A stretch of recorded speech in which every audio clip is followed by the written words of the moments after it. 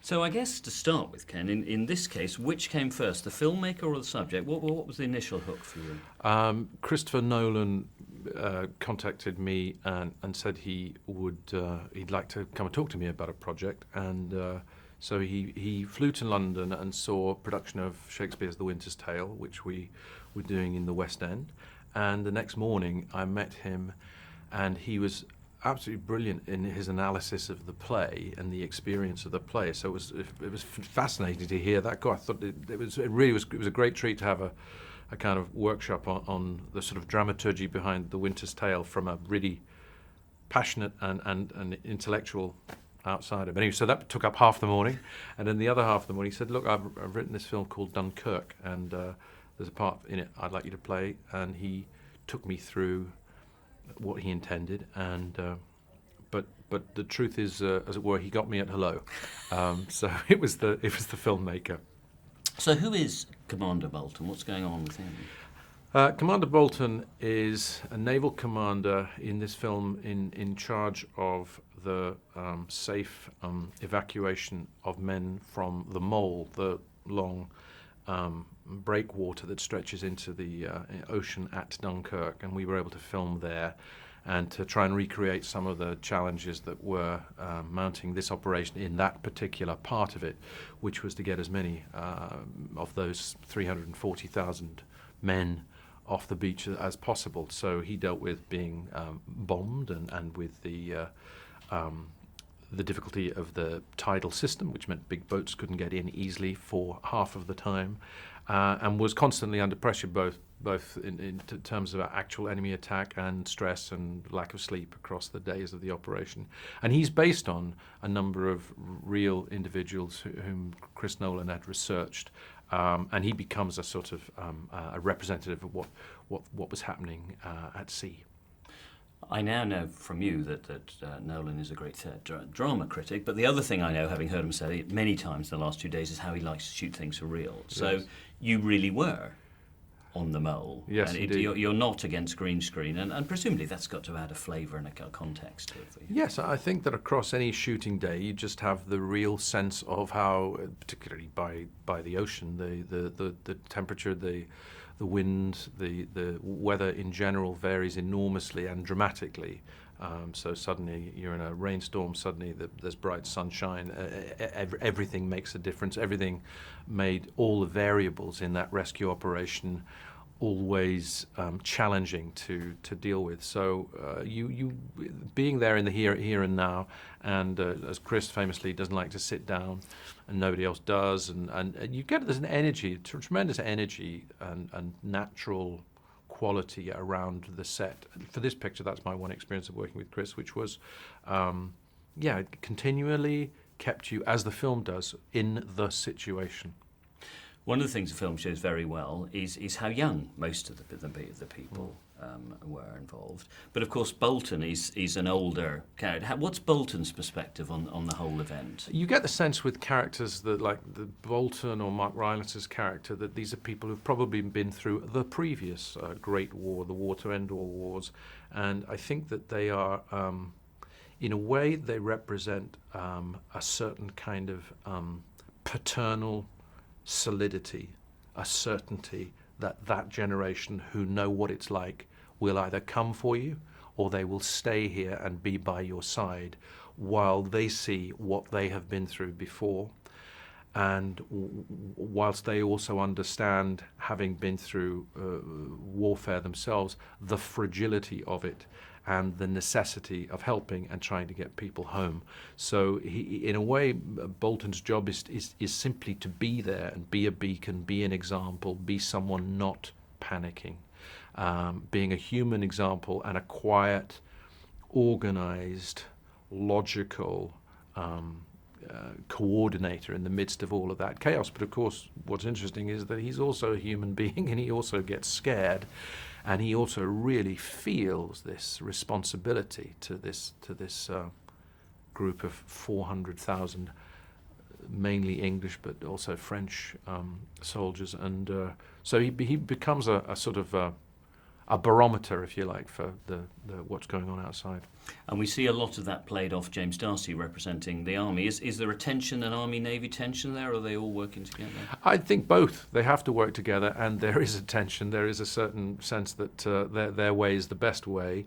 But one of the very fascinating things about a picture like this and that situation is that the elements are so elemental. You have to deal with wind, whether there's a nice moment between them when an army man is unable to understand quite the nature of the tidal system, which is very helpful that the Navy man does understand, but at the same time it's the army getting all those men to that point of embarkation, so they're forced to understand the other's perspective, and there's mutual respect, but there's also a sort of competitive thing that the situation sort of wears down, because in the end it's a very clear example of a necessity, however difficult, of working together. If Nolan had you at hello for you as an actor, what was it like for you as a director watching him? A privilege. Another director I admire enormously, Danny Boyle, once said to me that one thing he envied about my position was that I was able to watch other directors direct, which he can't get to do. And in this case, because in that case I could see him and work with Danny a couple of times, and to watch Chris Nolan in action was a privilege.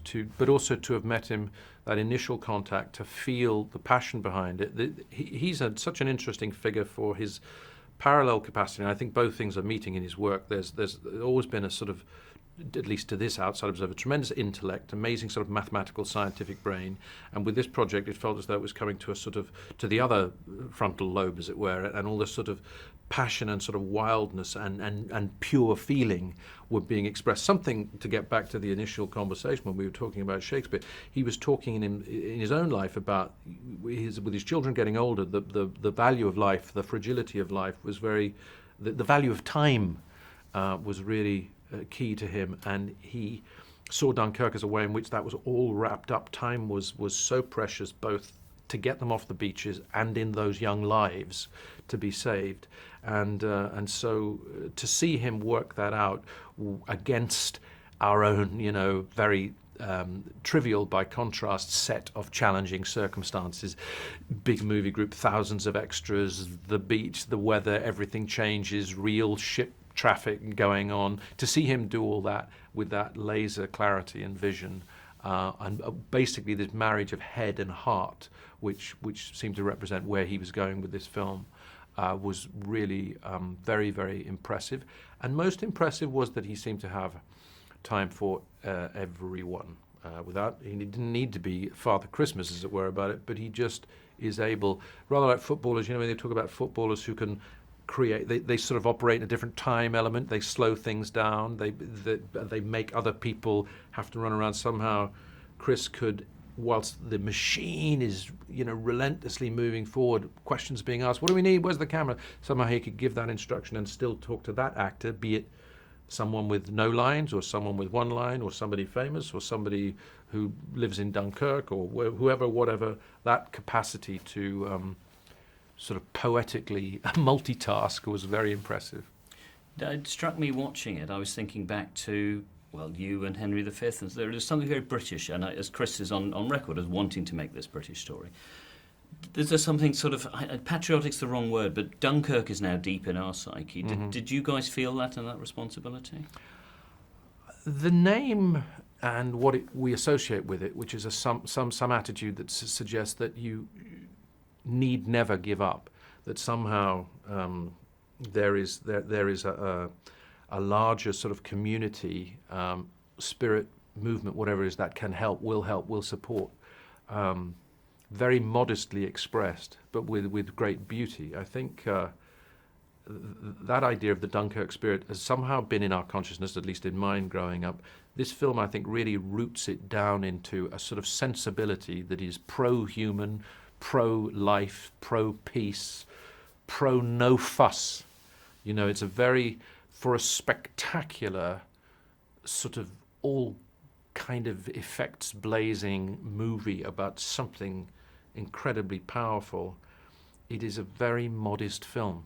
It has the modest centre. It's about modesty. It's about a sort of graciousness that is exemplified in the spirit of somebody like Mark Rylance's character, or in the bravery of Fionn Whitehead's, or in the the beautiful kind of doggedness of Tom Hardy's character, or just there's something about their characters that are so human and real and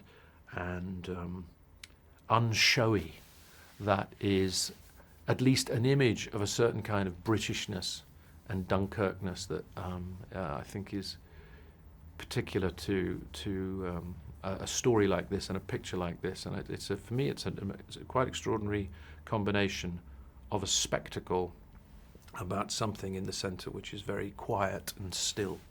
Yeah. And that's for us, of course, in the UK. Do you think that will have a voice to speak to the rest of the world? Well, I think that we need not own it as Brits in that sense, because, again, a simple but kind of brave conceptual choice is not really to make much of, except in their elemental form, the difference between Army, Navy, Air Force, or indeed between English, French, Germans. There's no whiff of a jingoistic or pro-Brit kind of thing. It's pro-humanity, I think, and he takes those nationalistic possibilities away. Doesn't judge. There's no judgment in the film, I don't think. There's no finger-wagging morality. There's no. On one level, there are no winners. At the same time, it is peopled with heroes, and I think that's universal. It puts a group of men, in this case, into a terrifying situation, and invites, through this visceral treatment, the audience to go, this is what it's like. So you don't need to know where they're from. Nobody seems to have a surname or a backstory or anything. You don't need to. It's only about being in this situation now and your humanity now. So anybody can connect with that. They don't have to have the badge of a nation in the forefront of their minds.